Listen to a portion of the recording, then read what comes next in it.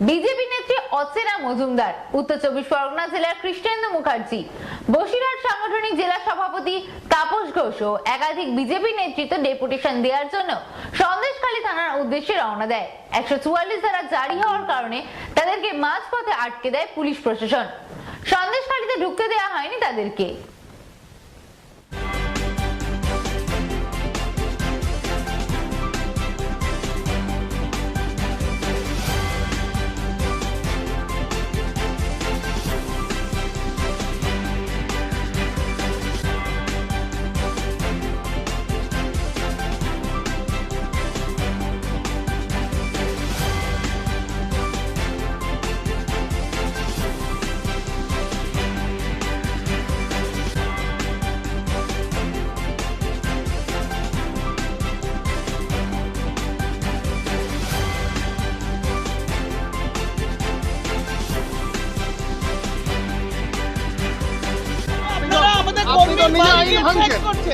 রাতের অন্ধকারে ওদের বাড়ি ভাঙচুর করছেন, তুলে নিয়ে আসছেন।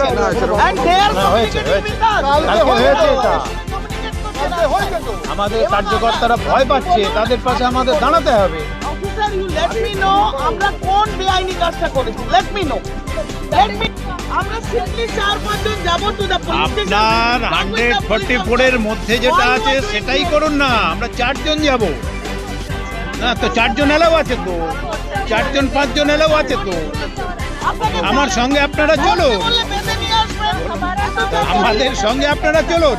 আমরা কোথাও আপনার ল ব্রেক করছি কিনা আপনারা দেখুন, আমাদের সঙ্গে থাকুন। আমারও মনে হয় আপনি করবেন না, বাট একটা জিনিস বলেছেন, কিছু কিছু অ্যাক্সেসিবিলিটি যেখানে ল ব্রেক করার জায়গা নেই, উত্তেজনা ছড়াতে পারে বলেই আমরা এটা জাস্ট প্রিভেন্টিভ মেজার হিসেবে আপনাদের আমরা পুরো হেল্প করেছি।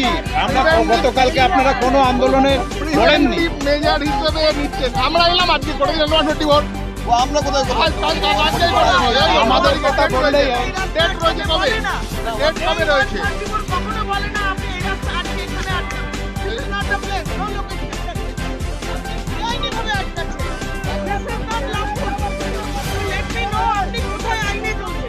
আপনি কি are you abiding by rules? না, you cannot. আর who will judge this? Area লেখা আছে, এরিয়া লেখা আছে। One area হলে আপনার এত আমরা পুলিশকে জানিয়ে আমাদের প্রতিনিধি দল বিজেপি রাজ্য থেকে 4 জন আমরা অকুস্থলে যেতে চাই। আমরা কেন যেতে চাই? গতকাল রাত্রিবেলা পুলিশের ঊর্ধ্বধারী তৃণমূলের গুন্ডারা তারা রাতের অন্ধকারে আমাদের সাধারণ মানুষের বাড়িতে গেছে, মেয়েদের শাসিয়েছে, বাড়িঘর ভাঙচুর করেছে, লাঠি দিয়ে বেধড়ক মেরেছে। এত মেরেছে যে 4 জন মরণাপন্ন অবস্থায় বসিরহাট হাসপাতালে মৃত্যুর সাথে লড়াই করছে। আমরা তাদের দেখতে যাচ্ছি। আমরা ওই বাড়িগুলো যেগুলো ভেঙে গুড়িয়ে দিয়েছে, যাদের এত ভয় দেখিয়েছে, পুলিশের জল দিচ্ছে মানুষের মুখ বন্ধ করার জন্য মমতা ব্যানার্জির সরকার যে পন্থা অবলম্বন করছে, এটা কোনো রাস্তা নয়। মানুষ যেমন নন্দীগ্রামে দেখিয়েছিল মানুষই শেষ কথা, সন্দেশখালী মানুষ দেখাবে মানুষই শেষ কথা। এইভাবে কন্ট্রোল করা যায় না। অত্যাচার যদি করেন, বাড়ির মেয়েদের তুলে নিয়ে গিয়ে আপনারা ভোগ করবেন দিনের পর দিন, একটা এফআইআর হবে না। আপনারা যেভাবে গলা টিপে বন্ধ করার জন্য ছেলেদের কি মান মেরেছে, আমাদের কর্মীদের গুলি করে মেরেছে, সেই শেখ শাহজাহান দেবদাস মন্ডলের বডি আজও খুঁজে পাওয়া যায়নি। ওর স্ত্রী এখনো শাখা সিঁদুর পরে, ও মনে করে ওর হাজবেন্ড বেঁচে আছে। এইরকম একটা করুণ পরিস্থিতির ভেতর থেকে এখানে পুলিশ যেভাবে নিজেদের মানে একেবারে সেই শোষণ করলে কম বলা হবে, যেভাবে কায়েম করছে ক্ষমতা, যে তোমাদের কাউকে যেতে দেবো না, আলাদা করে তোমাদের মুখ বন্ধ করবো, মারধর করবো, ভেঙে ফেলবো। মানুষ এগুলো বেশি জাতীয় মহিলা কমিশনে যাবে, আমরা যাব, জাতীয় মহিলা কমিশনে যাব, আমরা কোর্টে যাব, হায়ার কোর্টে যাব। কেন আমাদের 6 কিলোমিটার আগে বেআইনি ভাবে এখানে আটকে দেওয়া হলো? মমতা ব্যানার্জির পুলিশ কোন আইনে আমাদের এখানে আটকালো, সেটা আপনাদের মিডিয়াতে ক্লিপ হচ্ছে। আমরা এগুলো নিয়ে মুভমেন্ট করব, আমাদের উচ্চ নেতৃত্ব আছে, তাদের সঙ্গে কথা বলবো। আমরা ওই রকম হুটহাট করে কিছু করি না, আমাদের যা ডিসিশন আসবে একটু বাদেই আমরা কথা বলে। ওই তো জাতীয় মহিলা কমিশন বলে দিয়েছে, আমরা সন্দেশখালী থানায় যাচ্ছি।